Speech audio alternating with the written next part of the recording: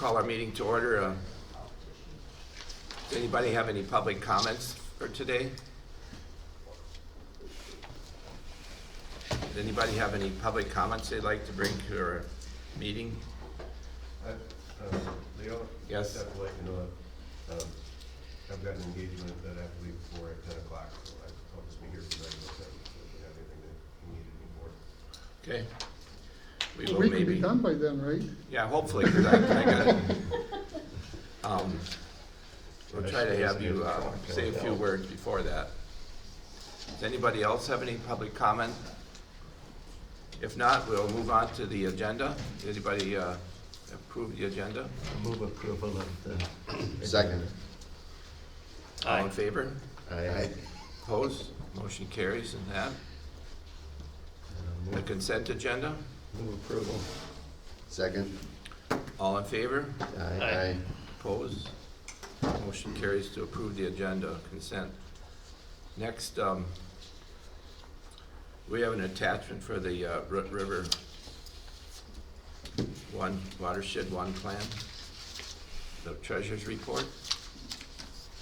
Basically, the only change from last month is we made payments for all the vouchers that were turned in, and were approved at our meeting in August, and then later approved by the policy committee. So then we were able to make those payments. So that and maybe a little bit of interest on there too. Interest, but nobody did cash their checks yet. That's why the balance is $65,000 in the checking, because the meeting wasn't until the last week of the month. Okay, So we need approval on each of these three, yeah. or on that. We have a motion for approval of the treasurer's report. So moved. Second. All in favor? Aye. Opposed? Motion carried to approve the treasurer's report. Next, the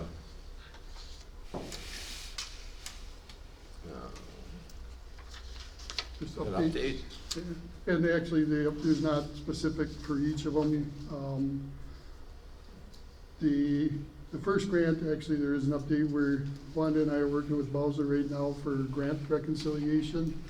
And that's something they have to do when we get to that 50% mark. They have to go through the whole process, all our procedures, all our vouchers and invoices from all the other parties and everything, and make sure everything's in line. And that they have to go through all that before they can give us the next 40%. So we're in the process of that. It's all on virtually, so they're asking us asking us for information. If we don't have it, we have to get it from the other districts or county or whatever. So we're working on that with them. Hopefully we'll get that done in the next couple of weeks. Next week. So we can just get that out of the way also, so we can get the 40% for the next portion of the grant. We have policy committee meeting on August 24th, and our next one's not till November 23rd. So the way it is right now, the next quarter ends the end of this month, the end of September. We can approve payments, but the policy committee has to approve them also, and they won't be able to approve them till November 23rd. And we did present an amendment to the bylaws for them to consider at the last meeting, but they have to have it for 30 days before they can vote on it, so they won't be able to vote on it till the November 23rd. And that would give, the way it was presented, that would give us the authority just to approve the payments, get them out to all the other districts and counties, and then present them to the policy committee for them just to acknowledge the payments.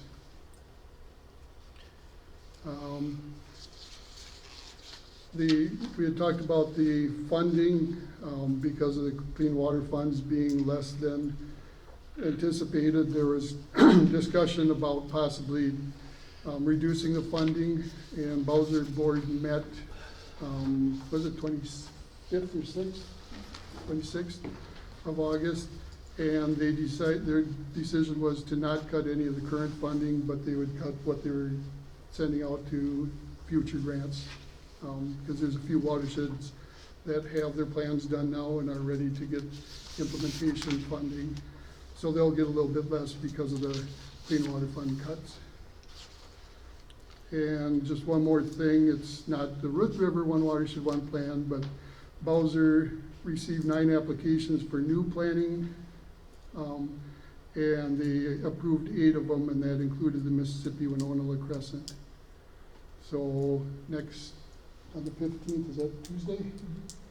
Staff will be getting together to discuss the next steps, and one of the next steps would be to ask each of the counties, SWCDs, and watershed district to provide a member to the policy committee for the Mississippi Winona, and then that policy committee can sit down and decide what they want to do. You know, I'm assuming they would decide yes to go ahead with it. That there's always potential they might say no, but to make that decision, and then also to decide on other potential members. There's been talk about possibly City of Winona being a member because they are MS4, which is a big stormwater thing for the larger cities. La Crescent's also an MS4.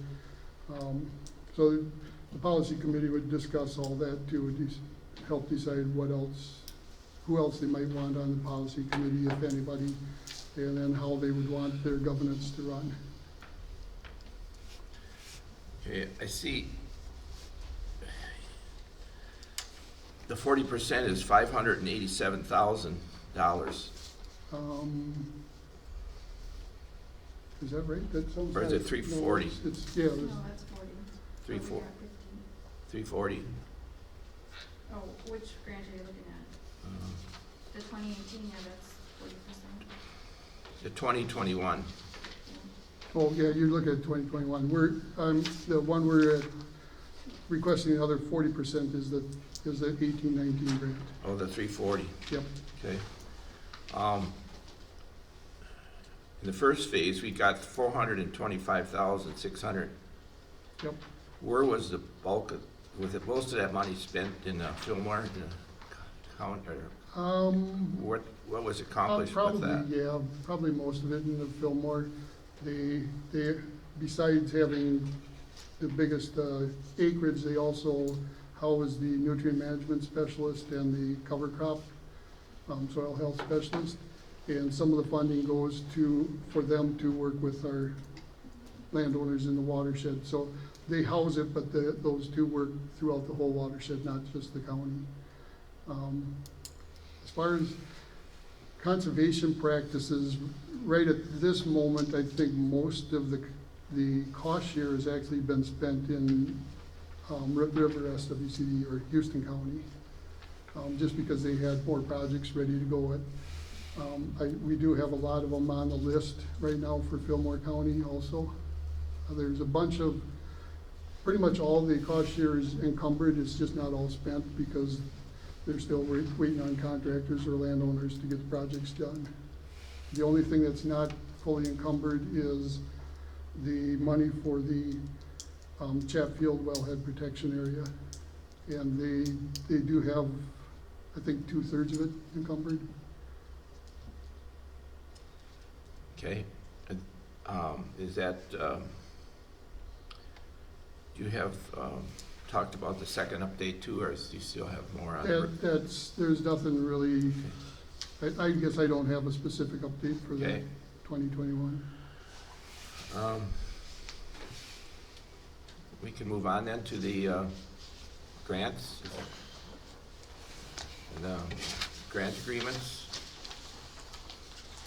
So if you got that big long form,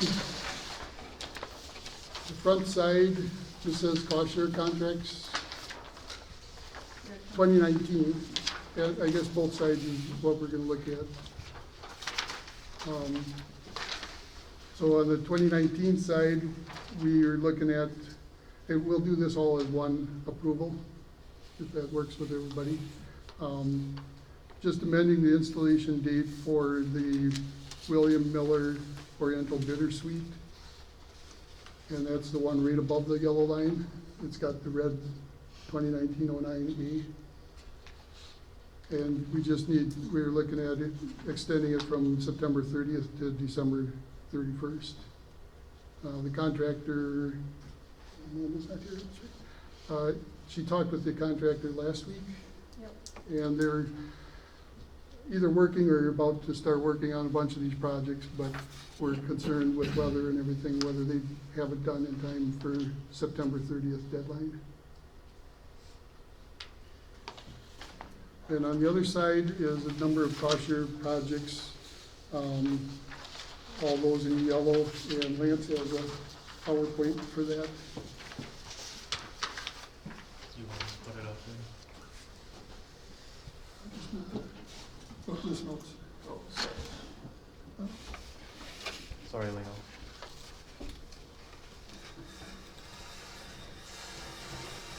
Yeah, so there's, I guess 7 projects that we're gonna talk a little bit about here. So these should be in order on your sheet also. Yeah. So I guess first thing I'll say is these are all partnership projects where there is other funding, specified where they've already been awarded, so the goal is to try to get these guys up, to 75%. So, Smith Farms, this is, just west of Hart, off of 102, I believe. They basically have, 3 structures, see if this is gonna work for me. Yeah, they're laser pointed. But you can kind of see where those little blue triangle, those are where the structures are planned, and about 6 waterways totaling 2,400 feet. So yeah, we've done the survey and design on those. Estimated cost is about 36,400, and so we're, let's see, hoping to get another 10,000 for that project to get them up to 75%. You want me to just go through them all, that kind of idea? Yep. Okay. Unless they have questions about a specific site. Jim Allen, this is just south of St. Charles off of, I believe it's Sinclair Road. He's got 1 structure down there, kind of in the middle part of the picture, and then I think 4 waterways. They're not all on this tract of land. Picture's just of, there's a ditch going through that cornfield there where we'd reshape a waterway. So project cost there, most of it's for the structure, but about 24,370, looking at an additional 42,44 from us. There's other cost share there already of 14,000 on that project.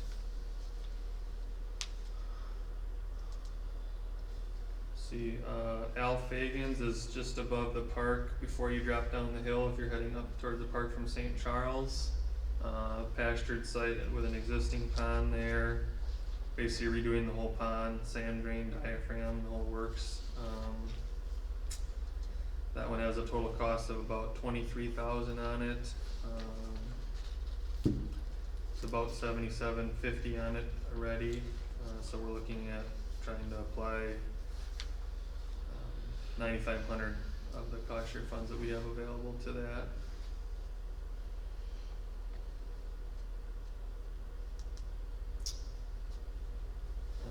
Bernie McNabb, this is on the way to Crystal Springs. Just you keep going north on that road, you start dropping down into Crystal Springs. It's another grade stage structure. It's an existing one, basically redoing that. There's about 7,500 on that job via our other sources. So we're looking to try to tack on 3903 on that. Want me to go through the rest of these ones for River too? Okay. Yep. So then we're gonna drop down to the next section down there in the yellow. Coons Farm, Steve, he's got an existing, this is just south of the Rushford exit, just southeast of it actually. Existing pond there, you can see in the picture, basically the spillway is all washed out and the pipe is not serving any purpose. I think this one was built in the early 70s or late 60s. So basically looking at redoing this. This is a bigger one. I think this one's got a 24-inch metal pipe on it, so it has some more cost on it of about 34,500 on it. It's about 13,000 on it already, so we're like actually looking at using some one watershed, one plan money of 18,000 to get these ones up to 90, or at least these first couple up to 90%.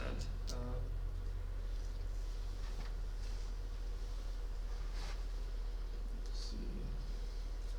Jamie Munt actually has 3 structures he's looking at redoing. Kinda hard to see, but up in the upper right, that green triangle with the yellow bar underneath it, that's the first one. Then down kind of middle central on the left there, that yellow bar, that's that's an existing structure as well. The red areas are just where Barrow is talking. This is the first one here, Yeah. that's the second one. So there's quite a bit of, there's 71,000 on those, so quite a bit of work to be done on those 3 project sites. Steeper than it looks, Yeah. and boy, up in that corner, that's a big draw that just kind of just swales. And then it's really wet down in the bottom in there because of it. Right. So those structures were all built in the late 60s, 70, right in that area? I don't actually know the exact timeframes on these ones, but yeah, yeah, that would probably be a fair bet. I Yeah. think the Gotta big remember the one one in on the the- middle was, I think in the 50s, that one used to be the Roth farm. When Richard had the farm, and then the one up here was Patzner's. Yes, Yeah. And then Jamie acquired Patzner's when he passed, and there hadn't been a whole lot. Jamie's obviously had worked with him on his fertility for years, and that farm just needed a lot of help to begin with. And he's done a lot of work on his own trying to get these things, and I kept telling him, just, you gotta do something, call. So, he finally is, so, which is good, because he's been doing a lot of this on his own. That very bottom one, that was the Arnold Putzier farm originally. I don't know if anybody knew him.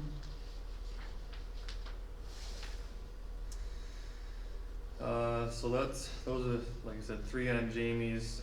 Again, partially the 90% there is because there's a lot of cost to try to absorb, and we have that ability with the one watershed, one plan funds to go up to 90%. Most of these are repairs, is that because they changed the rules on allowing that now, or? No, we've always been able to do repairs. Oh. What we can't do is pay to clean out like the sediment of the pool Oh, and you stuff, can't but clean that's it. usually on the landowner, so sometimes on these there'll be several $1,000s worth of sediment to clean out and whatnot. Yeah, good question. Here's a couple pictures of that. This is that top Jamie Munt structure. So you can see there's some pretty substantial, That's up that's on the Clyde's. spillway, so. Yeah, so this is the type of stuff, we didn't have a ton of pictures on the other ones, but this is the type of stuff that we're looking at when we're looking at a 50 to 60, 70-year-old structure and the wear and tear, And then the last one, at least for in the yellow here, is Wally West. This is on, I wanna say that's 109 above Pine Creek. Down the lower left, that's the Jacobson Farm. So that's existing structure. Again, the top picture is a spillway. Where the instrument is there on the bottom picture, that's the base of the pool area that's all grown tight with, trees and whatnot. So basically rebuilding that dike and putting a metal pipe in, cost of about $10,800. It's about 5,100 on that job, so we're trying to get him up with another 2,400. These, the way that looks like, a lot of these should have been done many years ago. I mean, Yeah, maybe 10 or 20, yeah. But I mean, like to Josh's point, I mean, it's when the landowner comes in and wants to look at options, so, yeah. So those are the main 7 as far as,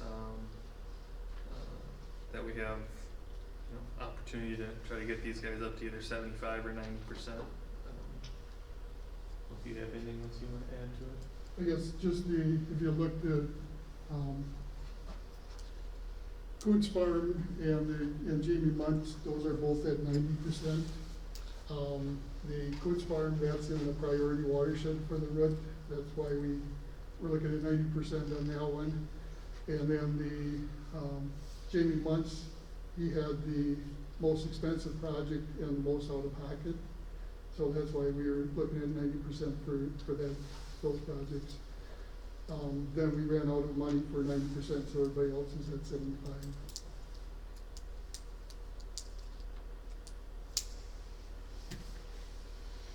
So if you have any questions, feel free. If you want to approve them as presented, you can do that. If you want to suggest changes, you can do that. A lot of these projects will be completed next year. Hopefully some yet this fall. Looks like there's a lot of work to do. Some of them. Yeah, Yeah. so, yeah, Dave and I are working at, some of them we've like this Wally Weston, we surveyed that one in the middle of summer. And I'm actually checking the design, for Dave, he did the design on it, so some of them we already have designed and surveyed. But, yeah, the Munt ones and, Coons, we have not surveyed those yet, so, but because of more early fall or normal fall, they're looking at wanting to try to get those done, so. We'll move approval of those 7 projects. Second. All in favor of the motion? Aye. Aye. Opposed? Motion carries on our, So then if you look at that same sheet for 2020 in the purple, Great. I thought it was two section purple. The Kaler one? You have signs on that Yeah, too? so this is one that we did waterways a couple of years ago, it was 2018.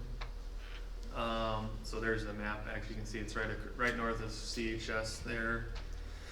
And we had some issues getting it established, partially that's heavy rains, and so the lower right shows some of it, gullying out. There's actually a cattle crossing, that we put in, with rock right below, not this big, this is a culvert protection, but here's actually a cattle crossing there. And, we put it in as designed, kinda how we always do, but they continue to wash out.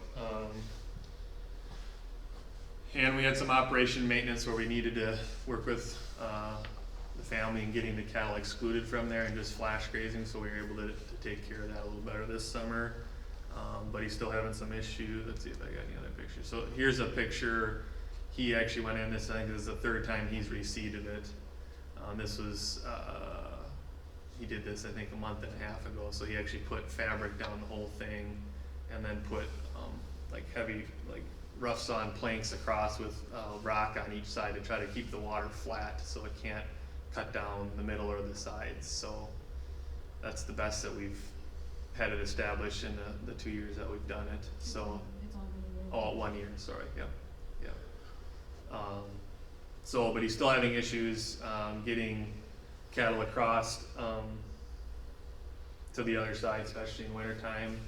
So he has, we can see those gates kind of middle of the picture. He's got actually 3 crossings there, one farther down and one way down.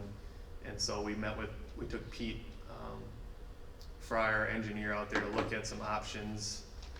His recommendation was actually use, concrete, like do mirror the bottom of the waterway, or like a 12-foot flat bottom, and then like 10 to 1 side slopes coming down with concrete, so that they could cross with not only cattle but feeding machinery and stuff in the winter to get to the east or the right side. So he put together an estimate of that was just shy of basically $8,000 a piece, so just shy of 16,000. You can see there, 15,945. And For 2 crossings. for 2 crossings, yeah. So about 20 foot wide is what the proposal would be. So yeah, and this one has been kind of one we've just been working on here the last couple weeks, so that's why it's not in yellow. I don't know if you want to say anything. Yeah, so we just got some of the final numbers the last day or two, so we don't have a cost share contract ready. I did talk to Ralph this morning, And he said, yeah, he wants to go ahead, but we don't have signatures from him or from Pete as the design engineer. So we were wondering if you guys would consider, giving tentative approval of the contract and then giving me the authority to sign it when we get all the, what, part of the thing that Bowser always looks at is the landowner has to sign first, then the design engineer or somebody with job approval authority, and then the board. So we can't have you guys sign it today without the landowner's signature yet, so we were wondering if you'd give tentative approval for this and then give me authority to approve the contract after those signatures are received, which could be yet this week or at the latest, I would assume Monday or Tuesday next week. I'll make that motion. Are those areas on left and right, are they feeding areas, or why is there bare ground there? You know, it's a, I mean, his barn is probably, on the other side of that picture, probably 100 feet, 150 feet up. So, Okay. yeah, so there's, the lack of vegetation is, you know, and they had partially, they had brought in, I think, like 40 yards of clay fill and then topsoiled it again to reseed it, so there was some machinery traffic, but yeah, on the left side, you're right, On the very top paddock on the left. yeah. Is that kind of wet, a wet spot there, looks? It had just rained, so I was taking a pic, you know. Yeah, but But yeah, it's running down the sides a little bit there. are those rotational grazing paddocks? Or, That's what we had put in the operation maintenance, so when Daryl and I went out there earlier this summer, we had to basically say we need this whole thing fenced so it can be flash grazed. Prior to that, it was not being maintained the way we wanted to see it, so. There's fence on one side but not the other. And he would rotate them from paddock to paddock, but the whole waterway is part of this paddock. And the waterway itself has to be its individual, that just goes in for a couple days and then off again. And I believe the top one on the left was his winter feeding area, and that's some of the stuff that we had issues, and he took care of all that on his own. We didn't pay for any of that repairs. The only thing we're looking at is for these two crossings. The difficult part about this, and I see this all the time, and this is nothing to do with Ralph, it seems like these waterways become the issue because they become the most abused.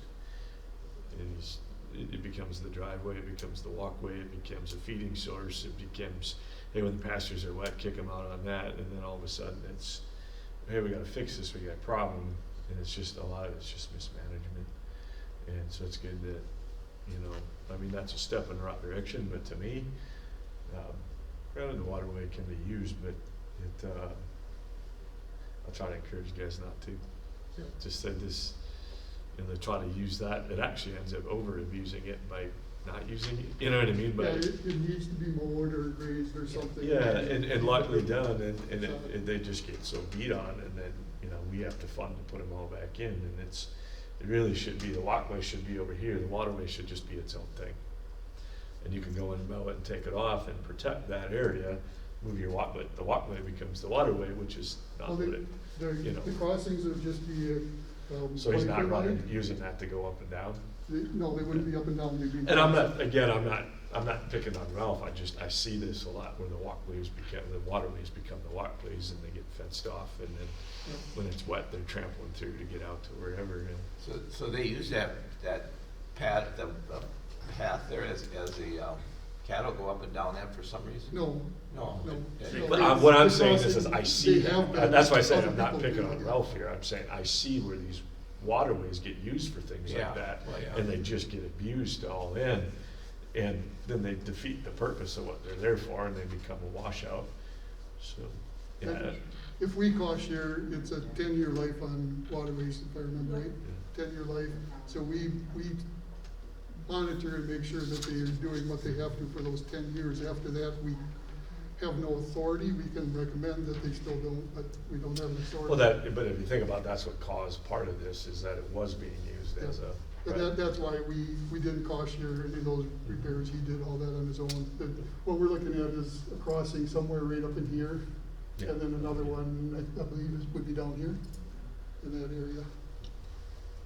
It would just be for the cattle and for the machinery to get back and forth across without wrecking the waterway.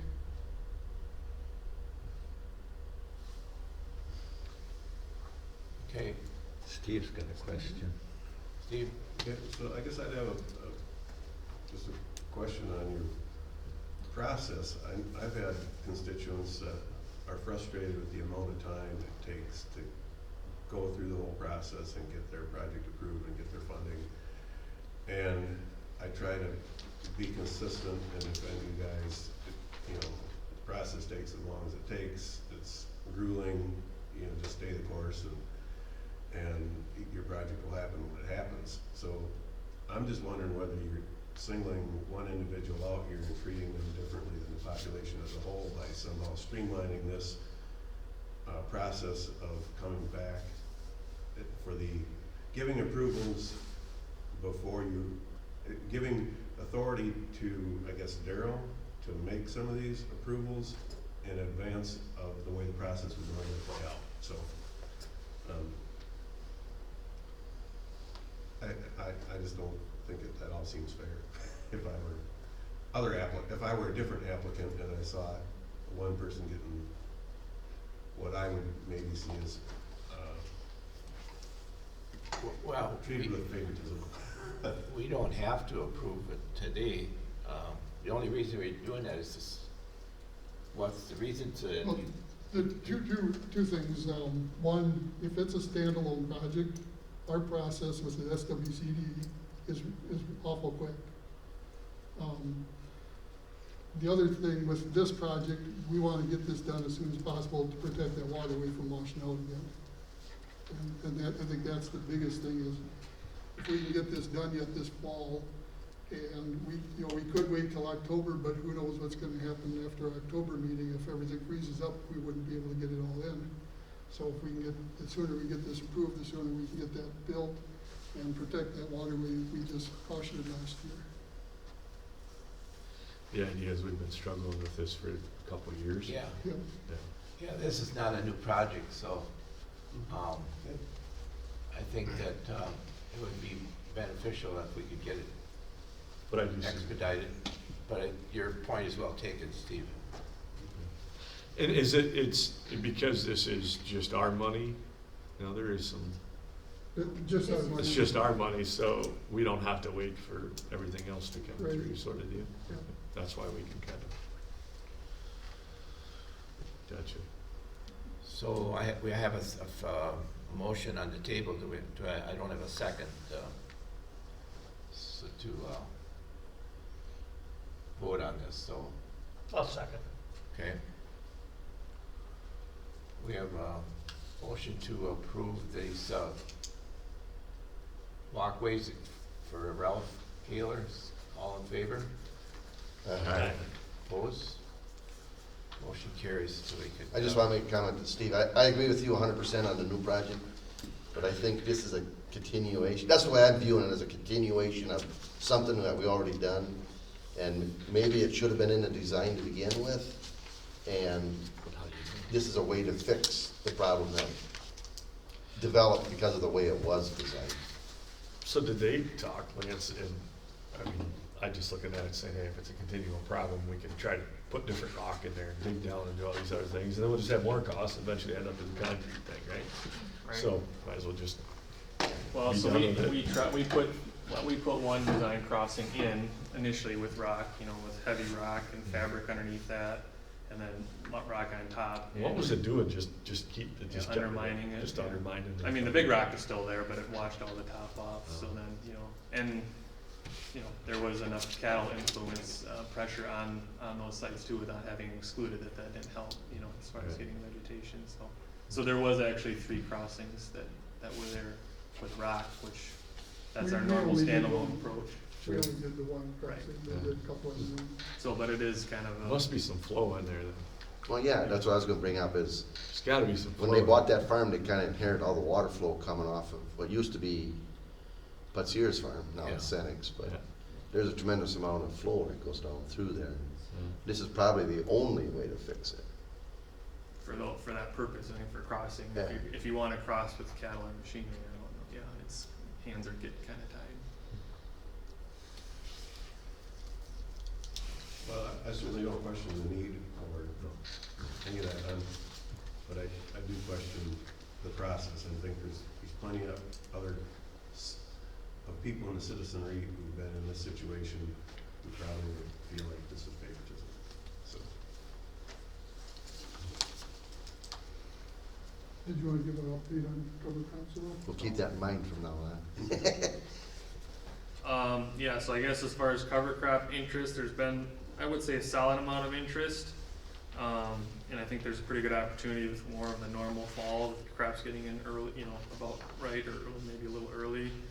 I think the challenge for us is most of the people either have to be brand new, they have to either fit in a watershed, or they have to try multiple species. So there's a lot of different, you know, kind of requirements to try to fit people into the, you know, into the funding mechanisms. So, so we've had a couple that, we have contracts, well, we have one signed, and we have one that's, pretty much done, I just have to get him to sign. But it's been a little bit slower go this year, and I'm not sure if, last year we had a lot of interest with people coming in to report crops, they'd put their name on a sheet or come talk. This year none of that was done, you know, it was all done out in the truck, so just very limited interaction with farmers, so I think that had something to do with it too, you know. So we're optimistic, we've got some mechanisms to fund these guys, but I guess we'll just kinda see how fall plays out, so. Are you seeing many more farmers that are just going ahead and doing it? Yeah, there's a fair number that just call and say, what's some advice, and, you Yeah. know, where can I buy seed, or, you know, who's sourced it, and it's like, well, They're can't not make looking, rec- they're yeah, they're not not looking for money, I mean, and we're only offering $30 an acre, or 30 acres for $30 an acre, so, you know, that's some paperwork for $900 is maybe not worth it to some people for that. Yeah. Okay.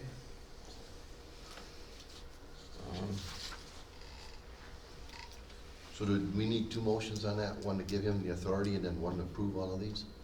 We did both. That's all Separate- in- We did it separately. Oh, okay. The cost share assistant contract for Robert Kreidemacher, which is pretty much completed. Yeah. We do have a few pictures of Kreidemachers. So basically, it's almost done. They did get the pump in, but they're still waiting on the electrician to do a little bit more work. And then they'll have some earthwork, seeding and mulch. I believe that's all too. Does that sound right? The earth, yeah, they have to do some touch-up. Yep. There's some spots where the water's standing that needs to be Yep. reseeded. So what we're concerned about is, again, with the weather and stuff, we had a completion date of September 30th. September 30th, and we're asking if we can extend that to October 31st, just in case the weather doesn't cooperate and they're not able to do these final touch-ups and everything. But this is what it's looking like right now. That's the upper pond, right? Yep, so on. Is that white cement or plastic? Cement. Cement, okay. Cement. This First is the one's lower cemented, one. The other one's plastic This is the plastic. or liner.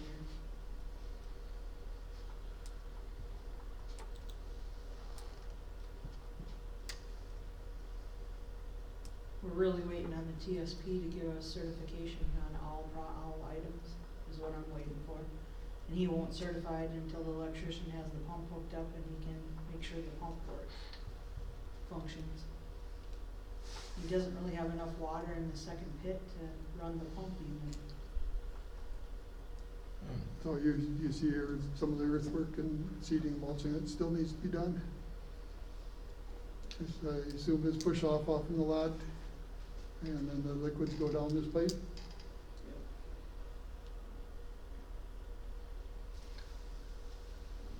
this is the lower pond.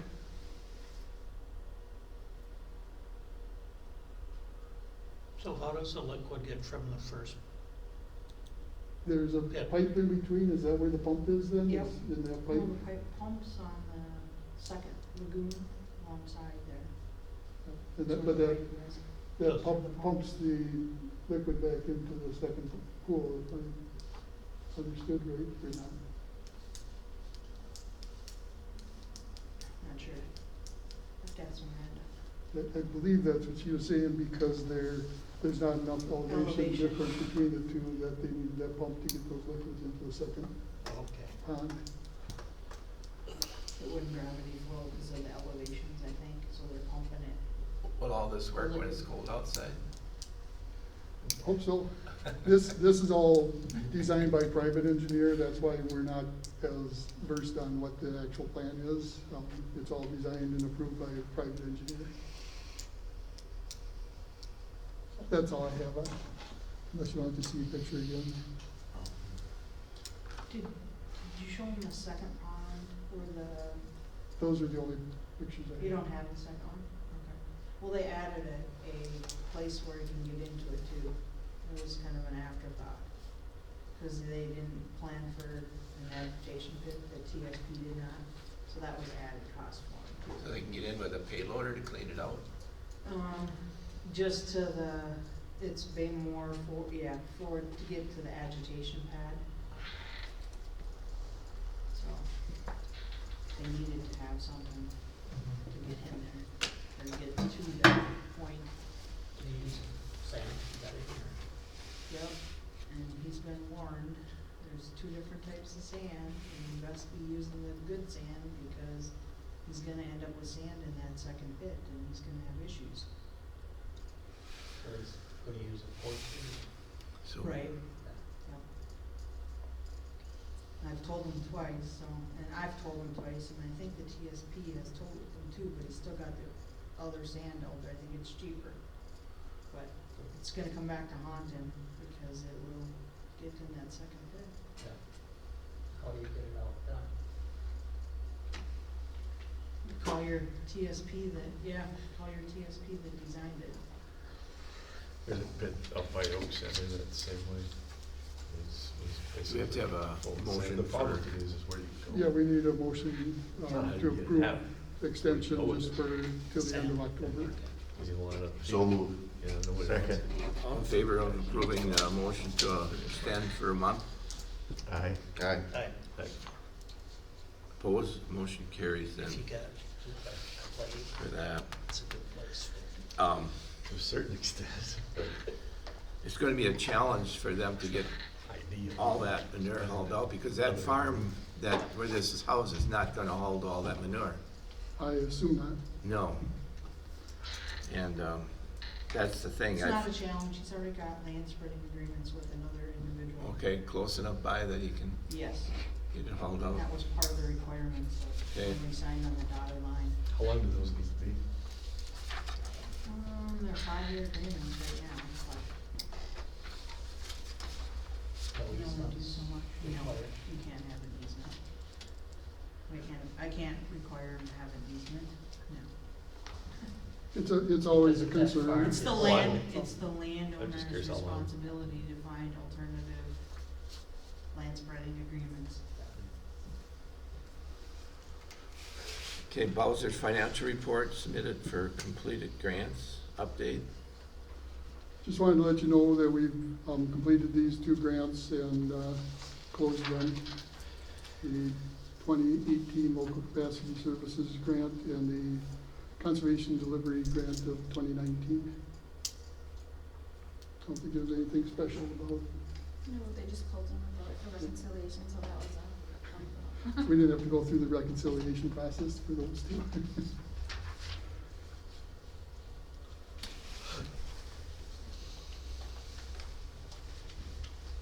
do you wanna have Steve give his update? Yeah. Okay, before we go on to the new business, I'll have Steve give any updates that he has for us. And then we'll go on to, Yeah, thank you. So the county, we're working pretty much every meeting for the last few meetings here on distributing the $6.1 million of CARES Act funds that are being passed through the county. We're working with Chamber of Commerce, various different organizations throughout the county to distribute those funds to peoples and businesses that need relief from the pandemic. So that continues to be ongoing. We set our preliminary levy at our meeting on Tuesday, and the county is setting a 0% maximum increase for 2021. So we can't raise that, but we can still go lower. We want to go less than 0, which we have done other years, but I don't probably see an appetite for that on the board, but it's good to at least know that it's not going to be, there's not going to be a raise from the county on your taxes in 2021. So I was happy about that. And then partly on Daryl's prompting, I brought forward a motion to make our meetings under our current format, which is both virtual and in person, or whichever the participants prefer, that they can do one or the other. I'd like to see that as a permanent format, but I don't know if that's legally possible with open meeting laws. We'll see where that goes, but it's possible now because of the crisis that the pandemic has caused. So we'll see how that plays out, but I'm working towards that in the future. JL, expanding broadband, those kind of things we're working on. I guess in the last couple of meetings, unless if you probably hear from Sheila, but I don't think too much else that would be germane to your board has come through our meeting agenda. So Kay and Sheila will catch it later if I don't know. So, but if anyone has any questions, I'd be happy to answer them for you. Otherwise, I should get back to your meeting. I do appreciate that for the virtual meetings, and I was listening at that point of the meeting. So, but it is so nice to be able to catch the parts of the meeting you need to, and then sit at your computer and still do other district work at the same time. Yeah. And the time and money it takes to drive to the county, that's not free either. Yep. So, and even internally, and Yeah. if Kay and even Sheila can sit at their desk in their own office and just come over at the right time, that's more productive than having whatever the staff costs for sometimes our meetings go 2, 3, 4 hours, ridiculous. So to not have all those people tied up for that entire amount of time, it's a benefit to the taxpayer. Well, and then, for a night meeting, I can leave at 5, go home, grab dinner, and then, be at my computer ready to go, at 7 o'clock for the late meeting. And, for driving later at night when weather is bad in winter, it's not so bad now, but, so I do appreciate that you guys are considering or going that direction. So we'll see if we can work that out. Yeah, it might be one of the few good things that come out of this, Mm-hmm. I mean, for even the country as a whole. Yeah. And economic development, in southeast Minnesota, some of those boards that always took place, east of, or rather west of Rochester, and I'm finding that I'm attending a lot more of that and trying to bring some of those ideas back to the county because I don't have to waste a lot of windshield time. Okay, you got anything more? I don't have anything else in this. Okay, Questions? we have to have a motion to approve the CARES Act funds request for to acquire COVID material, I guess, protection. Is that it? Well, what we're looking at is, we don't have remote access to our network for anybody that may need to work from home or work from a distance, whether, for various reasons. Most of our computers don't have the ability to do that. The only things we have are these little tough books, and they are pretty tough to work all day on. They work nice for little things like this and out in the field for odds and ends, but to work all day on something like that is pretty tough. Also, all these meetings that we have virtually, most of them we have to use our phone lines to do the audio. And between the FSA, NRCS, and SWCD, we have 4 lines. And if there's 2 people on there, then we have 2 lines and we're using up where people aren't able to call in and out all the time. So what we're looking at is, I've been talking with Mark Anderson. I actually going to be talking with him again this afternoon on some ideas of how we can upgrade our network and our computers. And it may be a case of getting some laptops that, I'm not sure how he's going to do it, but I've heard that sometimes they can set the laptop up where it doesn't have to be the biggest and best laptop. It can be a smaller one that can tie into your desktop at work and use that as doing all the functions. So maybe it's gonna be something like that, I'm not sure. So is the problem, what's the problem with these here? Just physically working on them all day because the screen is so small, or what's the? Well, between the screen and the keyboards, I can't type on them. Oh, well, we do this all the And time, so I have small You ones. can get a remote Yeah, keyboard. but you can just buy a $60 keyboard, wireless, and a $120 monitor, and that's just a So docking we have station. 2 of these, we still need 2 more somethings. Okay. So we're looking at some ideas, talking to IT and see what we can come up with. Well, would it still make sense if you get 2 more tough books, because then they're at least field prepped and just create the docking stations for them? Maybe. That's They're a lot more, 90% of the these are a lot industry more right there. expensive than a laptop. Right, but what I'm So- saying is that let's say in 2 months this is all over, now we got these laptops nobody's using because they're not tough enough. That's part of the conversation we'll be Yeah. having with. Yeah, I would rather see it go that way, because then at least you have something you can use in the field. Yeah. Amanda's not here, I think no, we don't have. Otherwise, those are gonna get thrown in the documentation. corner and never Can I used. ask, do your devices, do they just connect to the internet, or do they have to go through this office's router to, They connect to the internet, so if you're, but our network isn't set up onto the internet. so if you need to work remotely in someone's field, you can do that?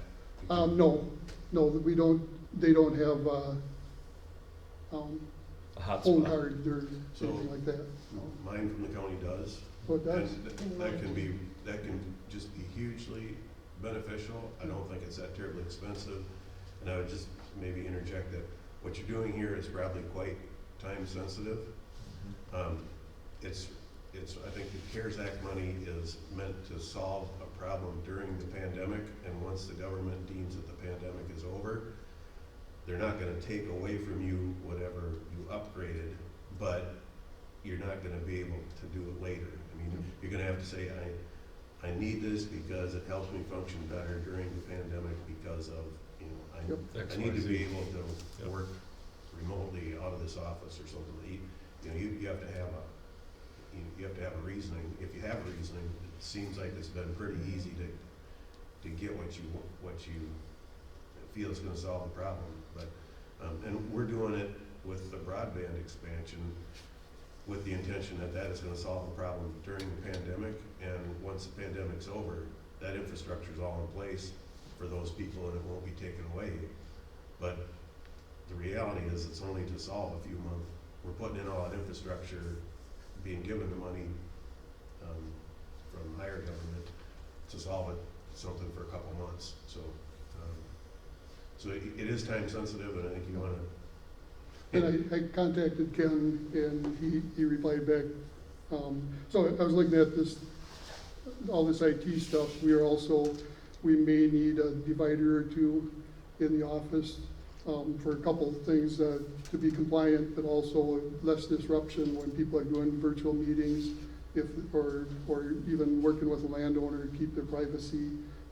We may need another couple dividers, and then all the PPE, the masks, the disinfectant, the hand sanitizer and stuff. We could put all that on there.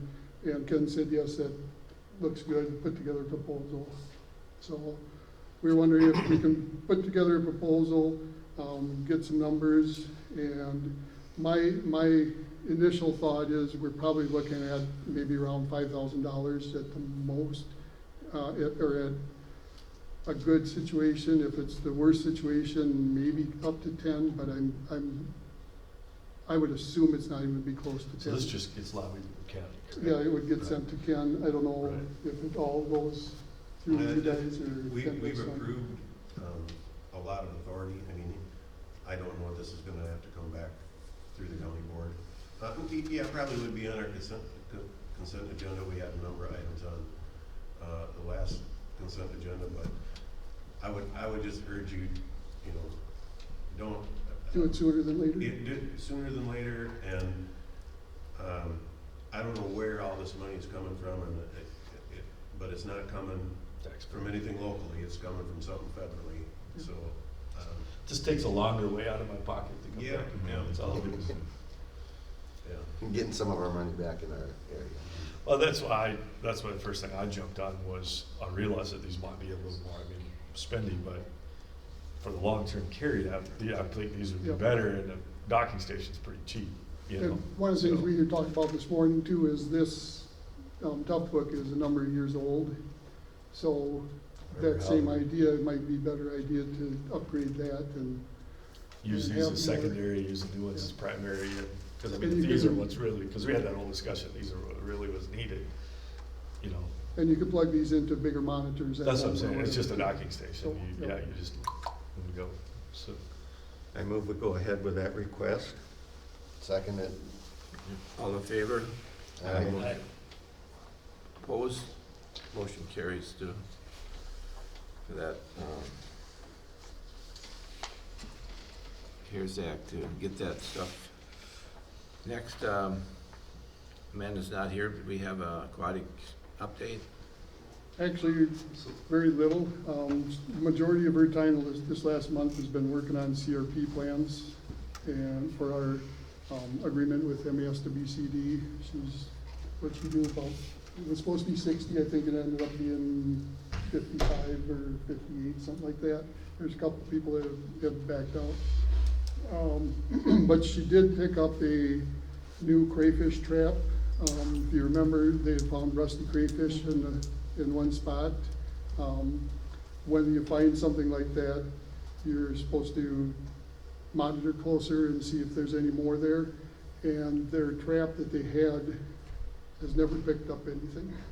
So she did some research and found that there's a couple others that have been working a lot better and better bait also. So she's gonna try that in that location and see if there's any more rusty crayfish there. Otherwise, it's most of the AIS, the field stuff is gonna be done until next spring or summer. She will start working on the annual plan this fall yet. That I believe has to be approved by county before the end of the year. And then the buffer law, is that pretty much completed, Oh, heck no. implemented? If you remember, we have to do compliance tracking every year. So I've done a couple of the watersheds. We're doing about a third of the county each year. So I did a couple of the watersheds so far, but there's a lot to go over yet. But so far, everything's looked good. I haven't had any issues. The couple non-compliant sites, one of them that we were hoping would be taken care of this year is a site that DNR also has an easement and had done a lot of work. They were planning on going back this year to do some touch-up that would have probably taken care of the issue we had for the buffers. They're running way behind on their field projects and probably won't get to it this year, so. That's why I think Bowser was a little ahead of the game on saying that we're at 100%, because we're not quite there yet. At least they're working on it. Yep.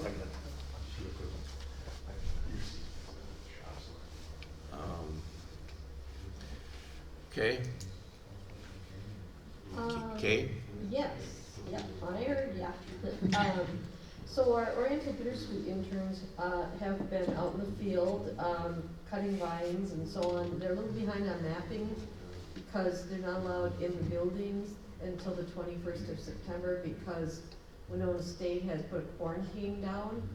And so they're not allowed to come in the buildings and such, even though they don't have COVID-19. I've got 2 of my 3 bittersweet interns, so we'll be a little behind on napping, so we'll have to catch that up after the 21st. And then, we're still trying to, figure out if there's any way to either put an ad in the paper or, again, to check in with you guys to see on, in terms of, animals destroyed, for cares and, reimbursement.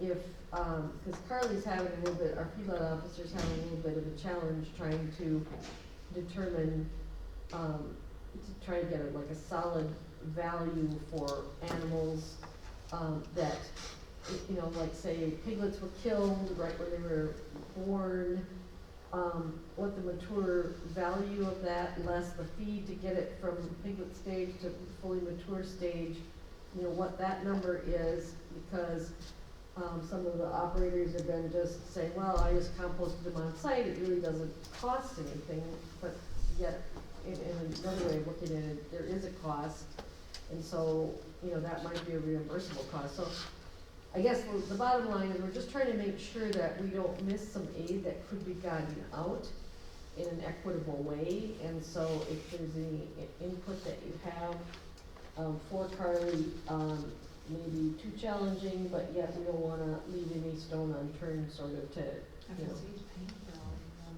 already through the cold. yeah, and they can't double dip, so if there's something that's uncovered that, and Carly, these guys, and Sue have been in touch with one another, so she's just, bringing it up to make sure that if there's anything that is not covered, that we just, put it on the radar, so. And I would she's, say she should contact John and see what they've paid out of their office, cause I mean, they've paid millions mhm. in COVID payments to producers for anything from feed loss to animal loss to the FSA office, Yeah, and I'll have her touch base with him, milk loss, whatever. Yeah, They're milk paying loss on too. all that. and so, Ken had asked her to just to double check everything before, the funds run out, and, that it doesn't go to the end of the year, it's in fall, and same thing about the computers, sooner is better than later, so. She is out inspecting, she was on a halt at the beginning, so normally we have a, production credit, because she's a pretty energetic person, and not zealous, but, she just gets her work done, and there's usually a couple thousand that comes into the county that we can do some education stuff with, and that may not happen this year, but she'll get her job done. So she's working hard and then doing a lot of tempo reporting stuff. So I think that's pretty much it. Thank you. I got a couple questions for you. On this Oriental bittersweet, Right, is that normally the only big vine out there? I did some, It is. checking my crops, and I found 2 of my landlords got vines going up into the trees pretty heavily in a couple spots. well, there is American bittersweet too, but the seed capsules are positioned differently and they are slightly different colors, so now is a good indicator time, and you can always take pictures and throw them at us. But usually because the girth of the vines is also an indicator, cause they're just so much bigger and bigger wood, and the heaviness of them is another thing, so. The wild grapes. Yeah, Those vines. yeah, I mean, these are, good size. Yeah. And then they had, I'd say yellow berries or fruit on them. Now, is that Oriental? Okay. Possibly. And then, does it work to pull them out by the roots, or is it better to cut them? Because I got a tree puller that I can put on my skid loader. So far, what I'm seeing, it's right along the edge of the woods, so Yeah. I can get at them with the skid loader. If you can pull them out by the roots, that's great. You just look for resprouting, because it's just like, quack or anything else. Yeah. Further you get, then, there might be something, a piece left. But when you treat them, the chemical only goes so far. It only makes sense, then you get resprouted, and then you have it scout that later. So if you can pull the darn things out, why not? The other question I got is, it looks like they go straight up a tree. How in the hell do they get up into those branches? I mean, it's, some of the old grapevines and stuff, you'd see they grew up around the tree, and some of these are, I just, They're just hanging like they, just like if they Up grew there. straight up, 5 or 6 feet away from the tree, yeah. and they're up into the branches, how in the hell do they get up there? You gotta think of it just like anything else. When it was young, it was just a little feeler. And as it worked its way up and through and worked across, it, Well, and then moved away from the tree. Yeah. well, yeah, the tree sways and everything moves. Once it got itself attached, it just dislodged itself from the Yeah. tree at some Instead point of putting on and wood. continued to grow. Some of those are 45 years old in Yeah. some of the locations, and you've seen the pictures. Stone Point is still a problem in the areas away from the sheriffs, and the dog and horse training areas, kind of where we didn't get any eyes cast upon it, so we're still working over there. There's a little bit at Apple Blossom also, but this grant is 2020 and 2021 and includes Houston County with the idea that we help them with jump-starting some of the educational process and getting volunteers and what we've learned over the past 3 grants. And so, some news releases are going out that the third intern is working on, to try to let people know if you see it, if you need advice, if you need chemical, we're here to help. And, the feedlot officer down there who has a multi-purpose job, will be the liaison person, and then she'll get up to speed working with us and then kind of take it in 2021. Is anybody working on that by treetops again? I see some of Yeah. that's getting infested again pretty bad. Yeah, and I'll remind them, thank you. They're doing the homeowner stuff, with masks, it's outside and stuff. The sort of rear and bittersweet chats to help homeowners and the elderly property owners and things too. But I'll remind them to see where treetops is at. They contacted everybody that was on their spreadsheet last year to say, looking for regrowth, if you need to know what that looks like, we'll stop out, and do you need chemical and so on. And one of them, the guys, taking the pesticide applicator test, so we've got somebody that is, not just trained by videos, but actually has gone through the test. And that person is likely to come back next year as well. So we're trying to stagger them so that we've got, somebody that worked last year is working this year again, and hopefully the same thing with a different guy, so. Okay, Sheila? For the Whitewater, I'm going through an amendment for the 319 nitrogen reduction grant, and this was allowed by the EPA due to delays because of COVID. We couldn't get all of our test plots in because nobody was allowed to go out to the field and assist with and mapping those out. So, so we got a year extension that we're working on. At the last meeting, I had a support letter for the Working Forest Lands grant, which did not get support. And then also Project Get Outdoors, there's a request for some money for doing a video project on, and narrated by people who went through the Get Outdoors program when they were kids and exploring public lands around the Whitewater Valley. And that one did not get a motion for support. And next meeting is October 15th. Sue? NRCS has been, I've reviewed all the CRP contracts that Amanda and, Eric Russell had written in regards to that. We ended up with 75 total. Majority of them were, existing cover and re-enrolls. I have a breakdown on my sheet there if you wanna look at it. 45 of them are the re-enrolls. Eric Russell wrote the 20 contracts and I reviewed them all with the landowners. So we got a total of 75 and they're back to FSA. We have one that still needs signature. The person's in the hospital, so she's gonna have to, it's gonna come later, in regards to it, but, we had a total of 82 referred to us. We had 6 that backed out for various reasons. The 6 that backed out, some of them were out of our control. they weren't meeting the payment limitations when they referred them to us, and they hadn't checked yet, so they automatically were, canceled, and then a few of the landowners decided just to back out. And I think they used the government to get a rental rate, and they rented it to somebody else, so that's kind of what happened there, in regards to that, but, I appreciate Amanda's help with the CRP. She did an excellent job with the challenges we've had with CD. Our software doesn't, make pretty maps at all, and they're trying to fix that.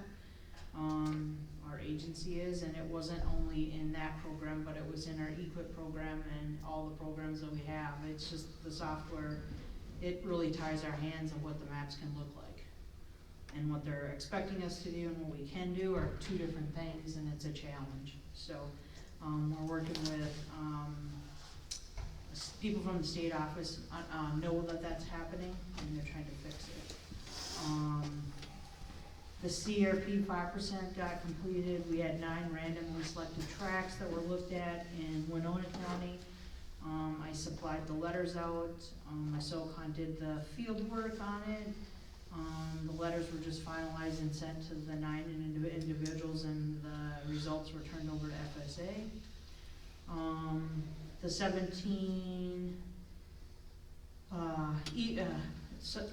10 were EQIP contracts, and 7 were RCP EQIP contracts that were obligated and actually went to finalization.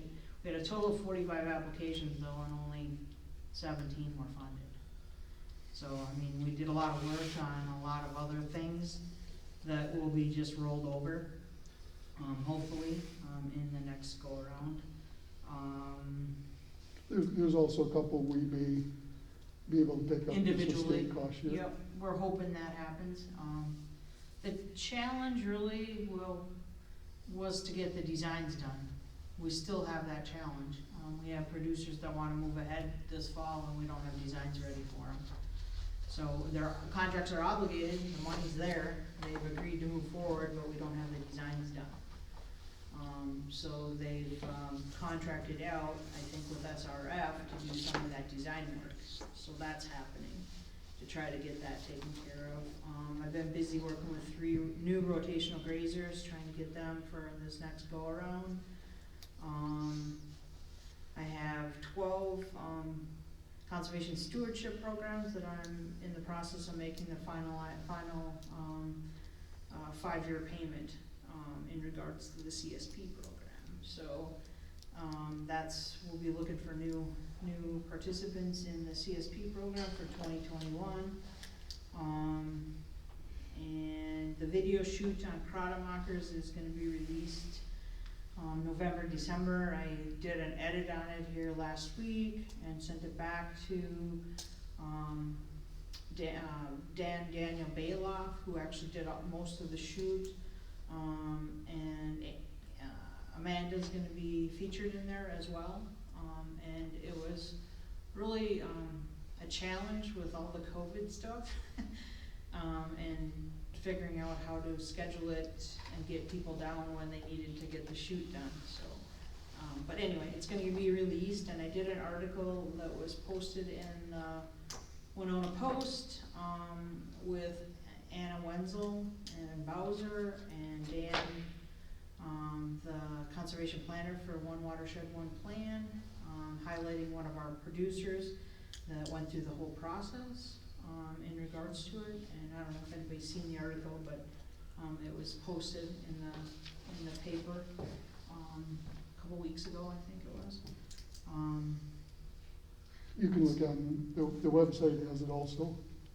And they got very large pictures of Sue and the landowner and Dan and.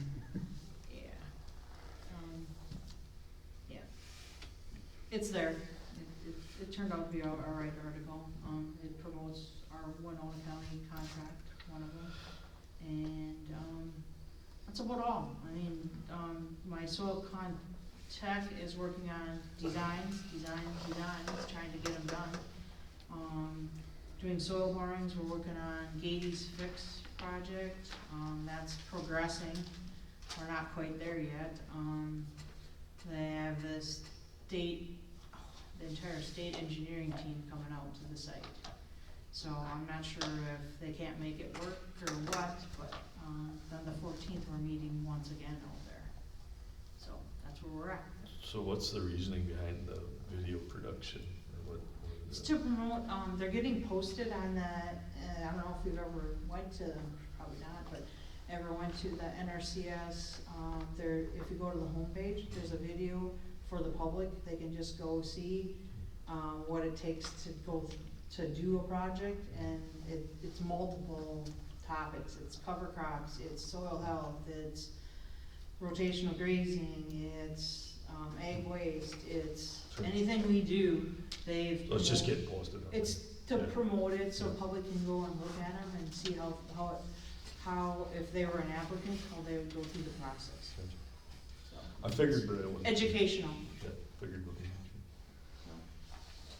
They've had a lot of, numerous hits on it, a lot of people are going to it to look at him, so they continue to make, he's a volunteer, Daniel Bailoff came from another agency, retired, and he came on as a 55 and older employee that actually got hired on, and he likes doing video stuff, and he's been doing that ever since he came on as a part-time employee, basically, and it's educational and promotional, and that's what he is doing full-time. He's got more projects, a list, it's gonna not be till November or December until he gets to finalizing the edits on the shoot he just got done doing. He's got so many of them to do, so. That's what's going Okay, on. we only got something for the supervisors report. I have nothing.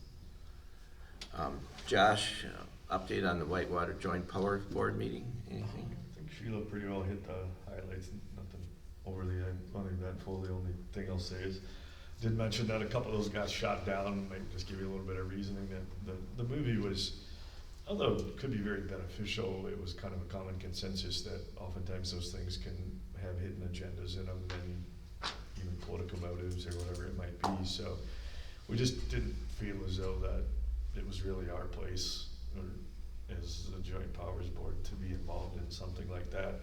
And, that could be a little more of a public consensus type deal. And so we just unanimously decided that, if you do one, you gotta do them all. The DNR thing was the same thing that we talked about, and, we didn't even get a motion to the table. And, Steve had brought up, and I kinda had to validate it just based on this board's action too, that we kinda thought it was a double way to go after a taxpayer, leverage their money twice. And although there was a little more discussion, actually there was quite a bit more enlightenment as to what it was about. And at one time I kind of found myself going, okay, maybe this isn't what I thought it was. And then when I started hearing the words, well, we could possibly hire, that's a scary word right there, because you have the money to hire today, but what happens when the money dries up and now you're stuck with an employee? And the other thing that kind of got brought up was these things are nice when we get some money and it creates work for the staff, because one of the people from Wabasha was looking at doing it. But oftentimes what happens is when that person gets busy, the other job gets neglected, it creates an artificial need to hire somebody else in the backside, then this project goes away and now you got two staff members standing around. And that's what we have to be careful. And I think that's the take-home message, is that these things are really nice when they fall on our lap and the money looks good, but it can also create an overburden, and then you gotta figure out how to deal with that overburden, and then when the money dries up, now what happens? And so it's kind of like a gatekeeper a little bit. So I actually voted it down myself. I think it was a 3-2 or whatever it was, that voted that down. So it's just a little bit of a reminder, and I appreciate Steve, for what he does, because sometimes those things are really hard to stand up to. But it wasn't like, hey, we didn't see any merit to what was trying to accomplish. I think it was more the politics on the backside. And I think in government, we've got to pay more and more attention to that, because it's how big government builds very quickly, because it moves things around so fast, and before you know it, you create a problem. So that was, to me, was more the problem. I didn't necessarily disagree with what was trying to happen, but maybe just the process of how it was trying to get there. So that's why those two got voted down. So I guess I just wanted to explain why that was. Other than that, pretty much business as normal for down there. Sheila's always doing a great job managing all that for us, so. Andy, you got anything? No.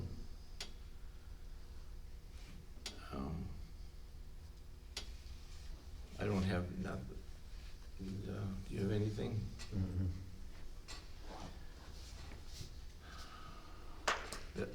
Daryl, district manager report? Just a couple little things, or a couple updates, I guess. Okay, I need my glasses. The Clean Water Fund update, I think like I mentioned, the One Watershed, One Plan, they're not cutting anything on our funding for that. The SWCD local capacity funds, originally the plan by Bowser was to update the 2021 numbers based on the county allocation from 2020.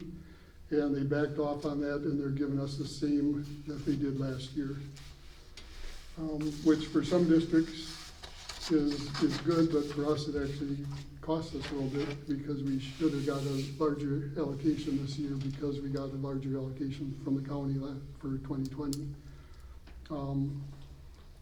The buffer funds, they had to cut 7% over the biennium, but because we already have the 2020 money, they are taking it all out of the 2021 funds, so it'll be a 14% cut from the 2021 funds for buffers. And that's all kind of the amounts that need to be cut are directed by the Department of Management and Budget. I think that's all I have, unless anybody has questions. What kind of money would have to be spent at buffers at this point? The buffer should have been $20,000, it'll be $17,200. But what do we spend that money on? That's for when I'm going out doing all the Inspection. compliance tracking and then also working on people that we're still trying to get Okay. into compliance Okay. and you know, like I said, we're doing a third of the county every year, and that takes a lot of review, and it's not just reviewing the site, but then also updating all the I was just say paperwork, the program for Bowser and everything too, and then notifying the county when status changes. So is that something we have to look at this buffer law compliance every year? Yep. Indefinitely? Yep. Just imagine the cost of this. Yeah, it's what, So, but what you're saying is that money that you get paid for doing that does not come out of our budget? It comes from Well, it's from that grant? grant, which is Yeah. part of our budget. Yeah. So they require you to do it, but they give you the money to do it? Yep. Yeah. I mean, you look at the overall cost, when legislation puts these things into play, and they'll say, well, the cost to implement this is X, Y, Z, and that's all that gets looked at. But look at the carryout cost and what's the effective nature of that carryout cost. I would hope that this thing eventually gets into where legislation says, all right, we did this, let's hope we can monitor something positive out of it. Now use the dollars to educate people why they should keep doing it, drop the program, allow it to be what it is, and move on. Otherwise, you can sit here and police this thing at a 99% compliance all the time, and we're always after that 1%. And what's the cost to keep that 1% compliant? It's huge. Does every county get the same amount, or does that depend on the? It depends on Shoreline the amount of shoreline they have. Yeah. Yeah. But you know what I'm saying? Yeah. Look at the cost to keep 1% compliant. It's But massive. that's the same with everything in the country.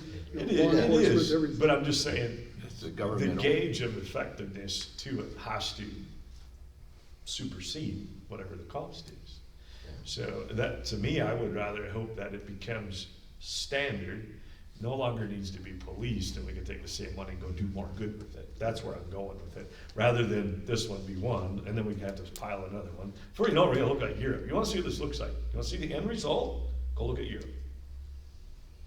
And that's what I keep telling people, both farmers and government. You wanna know where we're headed? Go look at Europe. You're gonna go lobby for everything, and we have to lobby. And it goes bigger and bigger, higher up the chain. The small groups that we don't have, they don't have control. The small groups don't have control in Europe. It's big government. And that's what scares me about the One Watershed Plan. It's kind of what he was talking about too, is it takes away, begins to take away some of their local involvement. But this is where it's headed, and if we keep legislating and lobbying ourselves, we'll actually lobby the SWCDs right out of it, because it'll go big government. And we're where Europe was 20 years ago right now. You know, and that's the reality of it. And it's gonna eventually come to the point where if farmers don't learn, they're gonna have to go in and lobby for nitrogen, how much nitrogen they can buy. And it's just amazing to me that more people aren't looking over there at what's happened in those countries. And that's where this thing's going. So I get pretty passionate about it because I love to be free. And I want farmers to be free, but I want them to learn, and I want to make sure that in legislative government, we don't screw this thing up, because we could screw ourselves right out of being able to sit right here on a local level because it's not effective enough. So bigger government steps in and says, you're no longer needed. And that's exactly what happened in Europe. Just saying. Yeah. Well, I can see the same thing, for example, what you're saying is, you know, I was with Farmers Co-op Elevator. Yep. I was in Rushford, Minnesota. They got bought out by Farmers Win, Fredericksburg, Iowa. So now when you got a problem, you're not dealing with your local, or, you know, you got concerns. Ag partners. They don't even know who the hell I am anymore, where before, should I know everybody on the board? Next door, same way. Yeah, Most people don't know the board members. yeah. And so that's what scares me, and that's why I stand up to this, because I'm nervous that we're gonna lose our local control because it's not effective enough. So when the measures that are put into place and the cost associated to that gets thrown under the table, and no offense, Daryl, under the same pretense of that's what we do everywhere else, is government getting smaller or bigger? It's getting bigger. And that's what happened in Europe. It kept getting bigger to the point where they said, you no longer have control. We're gonna manage this from up here because you're not effective enough. And then the scare tactics come into play, and they actually use your efforts back against you. And it's not, and that's why I think it's so crucial that we have to look at things like, what's the cost of 1%? What's the cost of compliance? What's the cost of all these things?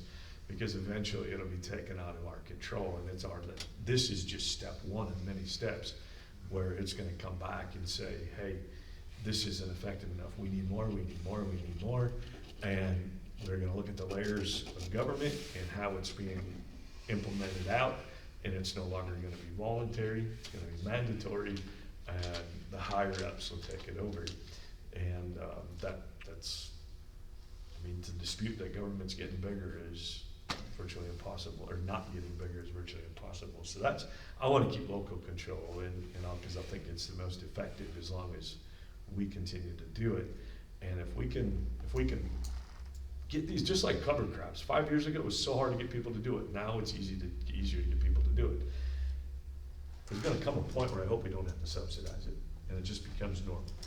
And it's gonna be the same thing with these buffers law, where it just becomes normal. We don't have to take taxpayers' money to police it. And then we can take that same money and go over here and go do something else good with it. So in my opinion, we should be working at everything we can do to no longer be a cop to this situation. Because all that does is add cost, and it keeps us from going to the next level. So that's education, talking about it, using these things to go out and promote it rather than police it. So, sorry. I'm just nervous we're gonna be Europe in 20 years. I've talked to, several Dutch dairy farmers that come over here. That's one of the main reasons they immigrated here, is because they were just being, Regulated to death. regulated to death. Well, and it's the problem is that, there's a little bit of the ends justify the means. But more than anything, I think what's happening is even on the local level, I'm gonna say the advocates for all these Green New Deals and all these things, at the local level that believe in that, don't realize that their position or ability to monitor that or be involved with that diminishes as that system builds. Yep. And to argue with it is to say, all of Europe is wrong, because that's what happens. You just succumb to what now happens versus having a say in it, because as it gets bigger, it goes farther up the chain and less local government control. And that's what ends up, that's the scary part, is once you lose that control. So if it isn't done in a way that maintains local control, you want something to happen, but eventually it's now out of your control. It's hard to explain, but when you go talk to the Dutch, when you go out to I-29 corridor and go talk to those guys that moved here, that immigrated here, and they've got the accents yet from where they came from, and they're putting up these dairies because they couldn't operate in their country. They literally couldn't operate. So they literally picked their whole families up. Guys, this happened in the last 10 years. I'm not talking immigrants of 1900, because they're so regulated they can't even make a living over there and support their families. And that's what's coming. You're seeing that from other states where they're coming to. California, Idaho, Yeah. Utah. You don't have to go I across know the these ocean to people. get I there. talk to them personally, and how they can't even function. And so it's a scary deal. So I really. But they're not coming to Minnesota. They're staying right across the border in South Dakota. Definitely not Winona County. Unfortunate. Well, we can move on. Committee for, I guess, Andy's got to go to a meeting. Is that Virtue? Or? I haven't gotten anything on the ball meeting yet, so I don't know if they're having one or not. Okay. There was one scheduled for next week, but Yep. I haven't seen anything yet, so. But I would like to request my alternate to do it if possible. I got a guy coming chopping corn silage, and I don't know what day, Yep. and It's not a good enough excuse. I'm sorry. What? I said that's not a good enough excuse. Well, I I'm just, sorry. I want somebody there, and if I can't make it that day, then, as long as you're available. Yeah. Wednesday. Because like I say, when Yeah, the next chopper comes, I Wednesday, gotta but- be there. We haven't gotten an agenda or anything, so if some comes, I'll forward it to you, but All right. I think there's a good chance that they're not having one. Right. I did the We one did the last Zoom. one and- virtually, yeah. Yeah, I know Steve was, and she was liking it, but I like that face-to-face stuff, Because very few people comment then, because then you gotta go in on it. The meetings go quicker that way, Well, they do, but I don't think we get as much out of them. yep. Well, that's just like teaching kids at home on their computer, it's the same Yeah. theory. Boy, that's. I can't believe, after last year school ended, the consensus was that the kids don't do well on the homeschooling, and it just kind of went right back. Like my grandkids are only going to school one day a week. It's too bad. I don't know what these young parents are doing. Parents of young kids, I should say. Mine obviously only one left at school, and I don't think anybody here has. Anybody have kids in school yet? challenge when you have 5 of them. No, I'm They're in the only different one in the levels. room, right? All right, so mine's 16 and a junior. Even 2 years ago, AJ's a good kid, he's not gonna burn the house down, but to keep him, being able to walk away and say, stay off your phone, or the Xbox is right there, right? It's tempting. And, luckily we don't have any of those problems, but I can't imagine what these people are going through and the stress of How many kids are home alone? I'm almost positive I had COVID. No, as I'll far take as it- other kids going I'll over take to- it 4 more times than to have to sit there and worry about what my kid's doing all day long, or figure out how to financially keep making my house payment just to survive. It's an absolute joke. And to sit here, and I just know it's stress. So I'm literally texting my son as we're here, because he's at home doing schoolwork, right? And I'm trying to help him figure out a couple things that he doesn't know. Now, normally there would be a teacher there. That's what we pay them for. Yeah. But how do you get a hold of the teacher when they're in another class, or they're doing this, or they're doing that? And at the end of the day, I just see the stresses that it's created on us, and trying to understand the schedules, and when he should go, shouldn't go, what he's gotta wear, not wear. God only knows all the rules now. And the emails. Oh my gosh, the emails. You spend a day reading all the emails the school sends out, because every week it changes. and the scheduling, and you can't move classes because it's been an absolute nightmare. And I just have a junior who's pretty self-sufficient. So I can't imagine what these younger families are going through. And it's gotta be hard. I worked with a gal this spring over in St. Charles, and she had a couple kids at St. Charles School District, I guess. She was on the phone this spring, and she said one of her daughters is failing every class. She can't get her to do her homework or schoolwork. She was yelling at her over the phone, and just total disaster. It is, and the stress that I'm not even gonna go down this road. It's such a fallacy. It's very, very unfortunate we're put in this predicament. One of the things that's been happening around the country, and from what I've read, I mean, there's a lot of parents that are doing this, is that they're, there might be,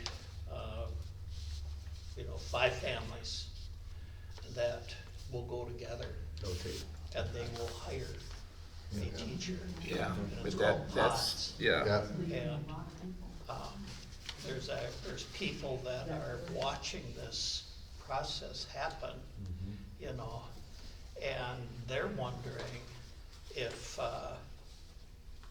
this isn't going to continue to grow where our traditional, I hope so. Going back to a country school. I hope so. Yes. Public school system is where one our of the worst things that was ever traditional, created. Absolutely.